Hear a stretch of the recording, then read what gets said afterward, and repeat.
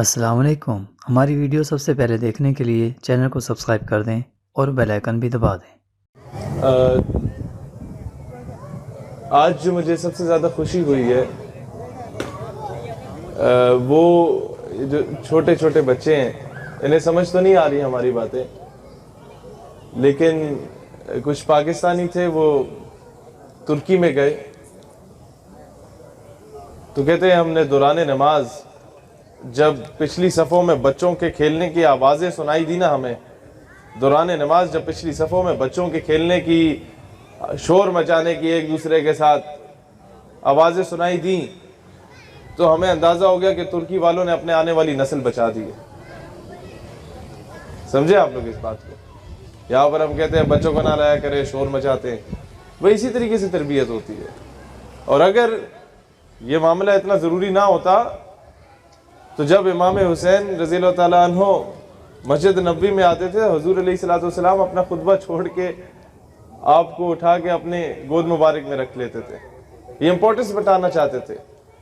ایک تو امام حسین کی امپورٹنس اپنی جگہ جو بتانا چاہتے تھے، دوسری طرف بچوں کے ساتھ کس طریقے سے پیار محبت سے پیش آنا چاہیے، یہ امپورٹنس امت کو بھی بتانا چاہتے تھے۔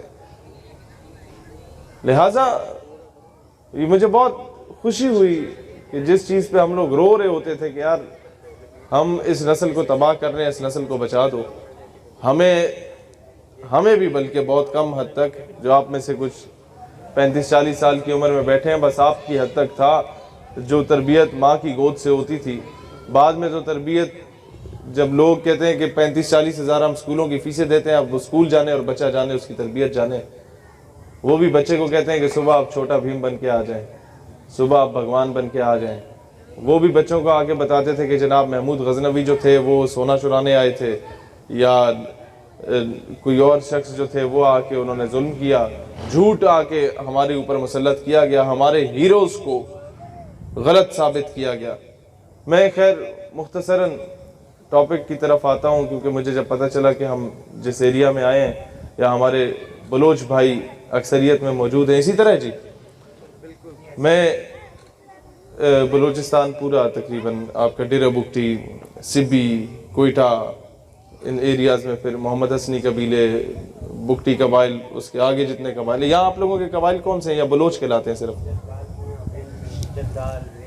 اچھا رند بھی، بالکل ٹھیک ہے، اچھا تمام قبائل کے۔ تو میں ایک چیز بتانا چاہتا ہوں بہت کلیئرلی، دیکھیں جو ظلم ہے نا، جب ظالم ظلم کرتا ہے تو وہ کہتے ہیں نا لگے گی آگ تو آئیں گے گھر کئی زد میں، یہاں پہ صرف ہمارا مکان تھوڑی ہے۔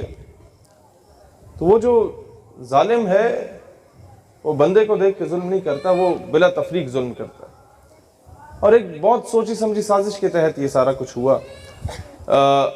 1948 میں آپ کو یاد ہوگا کہ جنرل گریسی ہمارا چیف آف آرمی سٹاف تھا، اور کشمیر پہ چڑھائی کر دی بھارت نے۔ قائد اعظم رحمۃ اللہ علیہ نے آرڈر دیا چیف آف آرمی سٹاف کو کہ فوجیں بھیجو کشمیر کی طرف۔ خیر ہے بچوں کو کرنے دیں، فوجیں بھیجو کشمیر کی طرف، تو اس نے انکار کر دیا۔ تو کے پی کے ٹرائبل ایریاز جو ایکس پاٹا ہے، وہاں کے پٹھان گئے، انہوں نے مار مار کے بھرگس نکال دیا وہاں ہندوستانی فوجوں کا، اور جو آزاد کشمیر ہمارے پاس ہے ان پٹھانوں نے ہمیں لا کے دیا۔ پھر روس افغانستان پہ چڑھائی کرنے آیا، اور اس کے بعد اس کا تھا کہ اب پاکستان آئے گا، ایران، عراق، مڈل ایسٹ کی کنٹریز پہ کور کر کے اور قبضہ جما لے گا۔ پھر ہمارے یہ پٹھان افغانستان کے بھی اٹھے، کے پی کے بھی اٹھے، انہوں نے اٹھا کے روس کو Turkmenistan, Tajikistan, Uzbekistan, Kazakhstan, Kyrgyzstan کے 5-7 حصوں میں توڑ مروڑ کے اس کے منہ پہ مارا، سپر پاور کے غرور خاک میں ملاتی ہے۔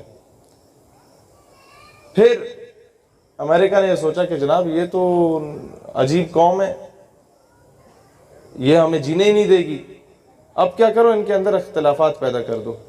آپ لوگوں کو یاد ہوگا 98، 99 یا 2001 میں موبائل تقریباً ہر گھر میں ایک بندے کے پاس آنا شروع ہو گیا۔ اچھا اس میں SMS پیکج ہوتا تھا، یاد کریں 75 روپے میں 1000 میسج کر سکتے تھے، 25 روپے میں 125 یا 150 میسیجز ہوتے تھے۔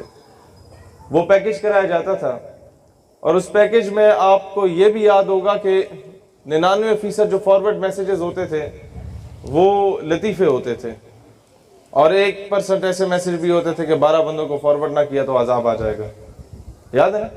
تو وہ جو 99% میسیجز ہوتے تھے لطیفوں والے، ان میں بھی 99% لطیفے پٹھانوں پہ بنائے جاتے تھے، یاد ہے؟ خان وہاں گیا، دکان پہ گیا، یہ ہو گیا، مذاق۔ اب وہ ایک لاوا پٹھانوں میں ابلتا رہا، آپ سمجھ رہے ہیں میری بات کو؟ وہ میسج بلوچ بھی فارورڈ کرے، پنجابی بھی فارورڈ کرے، کشمیری بھی فارورڈ کرے، بہاری بھی فارورڈ کرے، اردو سپیکنگ بھی فارورڈ کرے، سندھی بھی فارورڈ کرے۔ اب پٹھان جب اسے میسج پہنچتا یا اس کے سامنے آپ لطیفہ بولو تو وہ مسکرا دیتا، نظر انداز کر دے، کبھی لڑا نہیں آپ کے ساتھ، لیکن اندر ہی اندر لاوا ابلتا رہا۔ اور ایک وقت کے انتظار میں تھا کہ کوئی شخص اٹھے اور اس لاوے کا میں جواب دے کے پٹک کے ماروں ان سب کو، اور اس سے نقصان کس کا ہوتا ہے؟ پنجابی، پٹھان، یہ سندھی بلوچی کا نہیں، پاکستان کا ہوتا ہے۔ اور الٹیمیٹلی اسلام، یہ جو نقصان ہے وہ اسلام کا ہوتا ہے، کیونکہ پاکستان جو بنا تھا وہ تو اسلام کے نام پہ بنا تھا۔ یہ تو انگریزوں کے کتے نہلانے والے ہمارے اوپر مسلط ہو گئے، جنہوں نے کبھی بلوچستان میں تباہی مچانے کی کوشش کی، ہمارے بلوچستان کے لوگوں کو محروم رکھ کے۔ سوئی گیس وہاں سے نکلتی ہے، ہمارے پنجاب تک آ جاتی ہے، ڈیرہ بگٹی کی اپنی عوام کو کوئی نہیں ملی۔ KPK کی بات کی جائے تو کبھی ڈرون سٹرائکس گرے، کبھی وہاں پر آ کے تباہی مچی، ہم لوگ ملالہ کو ہیرو بنا کے بیٹھ گئے، ہم لوگ یہ ڈاکٹر عبدالسلام جیسے چوڑے کو جا کے ہیرو بنا دیا، ڈاکٹر ایکو خان کو گھر میں پابند کر دیا۔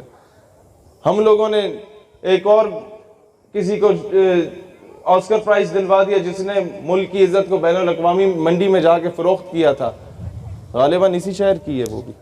تو ہوتا کیا ہے کہ جو اصل ہیروز ہیں ان کو نظر انداز کیا گیا، ملالہ کو ہیرو بنا دیا گیا، پٹھان کو دہشت گرد بنا دیا گیا کہ یہ تو دہشت گرد ہیں سارے۔ پھر آتے ہیں بلوچ کی طرف، جنہوں نے اس وقت قبائلی جرگہ کیا 1947 میں۔ سب سے پہلے اگر کسی نے پاکستان کا ہلاک کیا تو وہ تھا 17 یا 19 جولائی 1947 کو یوم الحاق پاکستان۔ مقبوضہ کشمیر اور آزاد کشمیر جو تھا، یہ متفقہ طور پہ ان لوگوں نے پاکستان سے الحاق کر دیا تھا۔ پھر باقی صوبے پاکستان میں بعد میں آئے، بلوچستان میں قبائلی جرگہ ہونا تھا اور کہا گیا کہ آپ اپنا فیصلہ خود کریں، انڈیا کے ساتھ جانا ہے، پاکستان کے ساتھ جانا ہے یا الگ ریاست بننی ہے۔ تو مبشر لقمان کا ایک پروگرام تھا، اس میں اس نے خان آف کلات کے پوتے سے پوچھا کہ جی آپ لوگ ناراض ہیں تو آپ نے کیوں حمایت کی پاکستان کی؟ کہتے میں نے یہی سوال اپنے دادا سے پوچھا، اب یہ ٹی وی پہ وہ بتا رہے ہیں، حالانکہ وہ ناراض تھا گورنمنٹ سے۔ کہتے میں نے اپنے دادا سے یہ سوال پوچھا کہ جی آپ نے کیوں حمایت کیوں کی؟ تو کہتے وہ مجھے جواب دیتے ہیں، بہت قابل غور بات ہے، میں اس کے بعد آؤں گا مدعے کی طرف۔ کہتے دادا نے مجھے جواب دیا کہ میں چاہتا تھا کہ میں ایک علیحدہ ریاست بناتا بلوچستان کو، اگر یہ نہیں تو کلات کو ایک علیحدہ ریاست بنا لیتا، لیکن مجھے خواب میں رسول اللہ علیہ السلام کی زیارت نصیب ہوئی اور انہوں نے فرمایا کہ ایک ملک جو کہ اسلام کے نام پہ بن رہا ہے تو مجھ سے خیانت کا سوچ رہے۔ کہتے پھر مجھ پہ لازم ہو گیا کہ میں پاکستان کی حمایت کرتا۔ تو جس ملک کے صوبے بھی رسول اللہ علیہ السلام کے حکم سے بنے ہوں، یہ بھارت جیسے یا امریکہ یا اسرائیل کی کوئی حیثیت اوقات نہیں ہے کہ ہماری طرف میلی نظر اٹھا کے دیکھے۔ مسئلہ صرف یہ ہے کہ ہمارے اندر ہر محکمے، ہر ادارے، ہر حکومت، ہر اپوزیشن میں کچھ ایسے غدار بیٹھے ہیں جنہوں نے ہمیشہ بلوچوں اور پنجابیوں میں نفرت، جنہوں نے ہمیشہ پشتونوں اور سندھیوں میں نفرت، جنہوں نے ہمیشہ سندھ میں آؤ تو اردو سپیکنگ اور سندھی ایک دوسرے سے نفرت۔ اقبال رحمت اللہ علیہ پیٹتے رہ گئے، یوں تو سید بھی ہو، مرزا بھی ہو، اغوا بھی ہو، تم سبھی کو چھو بتلاؤ تو مسلمان بھی ہو۔ وہ پیٹتے رہ گئے کہ بتانے رنگ و خون کو توڑ کر ملت میں گم ہو جا، نہ تورانی رہے باقی، نہ ایرانی نہ افغانی۔ وہ پیٹتے رہ گئے۔ یار ان تازہ خداؤں میں بڑا سب سے وطن ہے، جو پیرہن ہے اس کا وہ مذہب کا کفن ہے۔ وہ پیٹتے رہ گئے کہ وطنیت، قوم، خطہ، قبیلہ خیش کیا ہے؟ کہ بازو تیرا توحید کی قوت سے قوی ہے، اسلام تیرا دیس ہے، تو مصطفی ہے۔ اگر تو مسلمان ہے تو ہندوستان میں رہنے والا آسام کا شہری بھی تمہارے ہی دیس کا شہری ہے، جوناگڑھ میں رہنے والا مسلمان بھی تمہارے ہی دیس کا شہری ہے، وہ بھی تمہارے ہی وطن کا ہے، حیدرآباد دکن میں رہنے والا بھی تمہارے وطن سے تعلق رکھتا ہے، دہلی ممبئی میں رہنے والا مسلمان بھی تمہارے وطن سے تعلق رکھتا ہے، کیونکہ اخوت اس کو کہتے ہیں چبے کانٹا جو کابل میں، تو ہندوستان کا ہر پیر و جماع بیتاب ہو جائے۔ وہ کیسے؟ مجھے بتائیں کہ آپ کے ہاتھ میں زخم آیا ہو، رات کو نیند نہیں آتی نا؟ کبھی آنکھوں سے پوچھا کہ یار تمہیں کیا تکلیف ہے؟ تمہیں تو نیند آ جانی چاہیے، درد تو ہاتھ میں ہو رہا ہے لیکن نہیں آتی نیند۔ اسی طریقے سے جب کشمیر میں ظلم ہوتا ہے تو ہمیں وہ تکلیف ہوتی ہے، کیونکہ مسلمان ایک جسم کی مانند